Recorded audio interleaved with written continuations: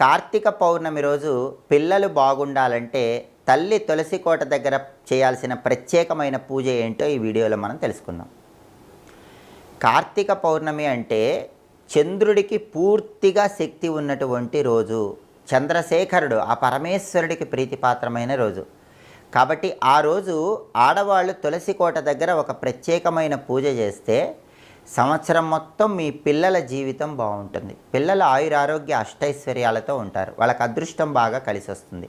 ఇలా కలిసి రావాలంటే కార్తీక పౌర్ణమి రోజు తల్లి ఏ పూజ చేయాలంటే సాయంకాలం స్నానం చేసిన తర్వాత ఇంటి ఆవరణలో తులసి కోట దగ్గర ఉసిరిక దీపాలు వెలిగించుకోవాలి.